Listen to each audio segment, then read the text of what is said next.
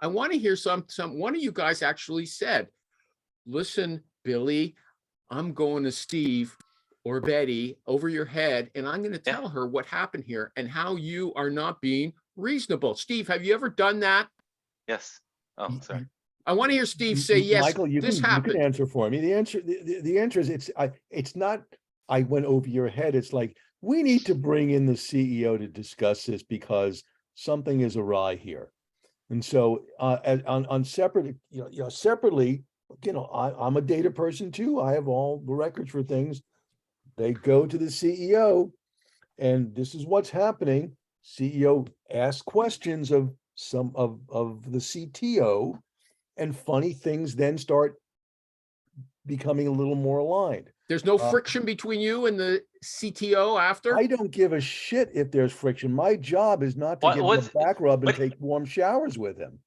Why is it a bad thing to have friction and everybody doesn't get along perfectly? There is healthy friction. It's okay. I mean, because it spurs conversation. It creates questions. You can have an actual dialogue about it. It's very simple. So this doesn't align with what your leadership goals are.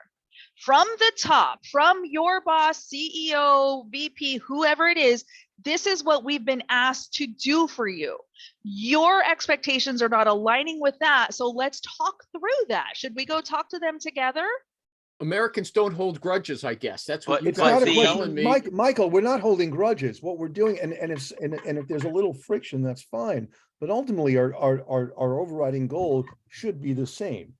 It's to hire the best people who'll produce the best results, and this friction. Sasha, do you got a question? No, Sasha is quiet. I want to give her a chance to ask a question. I'm just listening. I'm enjoying this conversation. Okay. That friction, this questioning hones in on what you're trying to accomplish. So the questioning and sometimes aggressive questioning is a good thing because I wasn't right and it clarified. And we're closer to where we need to be as far as the type of talent we're supposed to be targeting. Right. Some moron who tells you he wants Michael Jordan, he doesn't sound reasonable enough to come to that conclusion. No, but you do get people thinking like this, and they have to be steered out of that rut. Amy, is that your new TikTok? Is that for the next TikTok?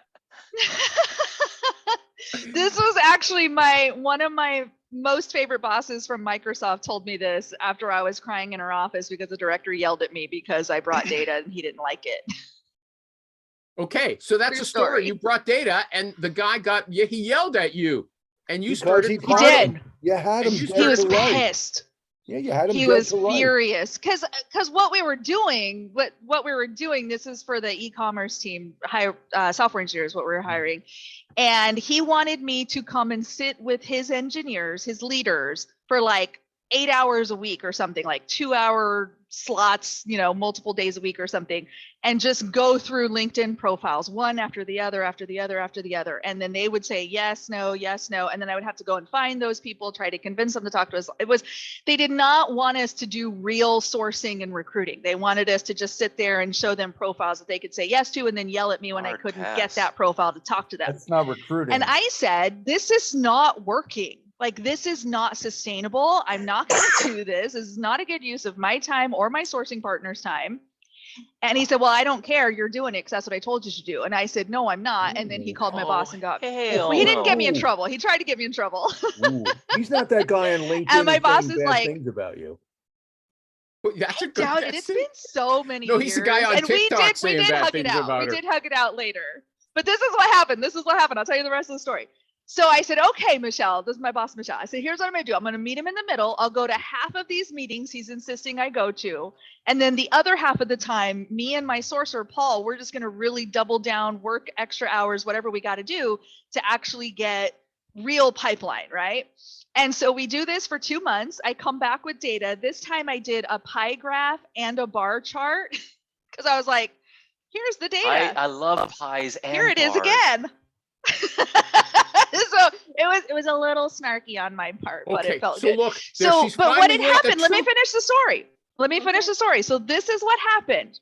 We have proved this, what didn't work. 2-3 months of data, whatever it was. And we showed them, okay, you guys looked at, X number of profiles. And then all of a sudden, a massive drop. We were only able to convert, 2%. You didn't like any of the resumes that we got. We made 0 hires. On the other side, the actual sourcing activity that Paul and I did, you saw, 30 resumes, you interviewed 15 of them, and that's where our 6 hires came from. So where would you like us to spend our time? This is the result of what you wanted us to do. This is the result of what I told you we should do. Where would you like us to spend our time? And I shit you not, this director looks around the room and he looks at his leads. He goes, why are you expecting her here every day to sit in a room with you? Let her go recruit. Okay, before we go on, I got two issues, okay? First of all, it's starting to trickle out that there is bitterness, okay? The guy, she said, went to her boss to snitch on her. Yeah. No, and because you're being treated like a customer service type individual. And wait a But second. that was the very beginning. Once he got to know me, he really liked me. See, this is what y'all don't realize. I am so nice once you get to know me.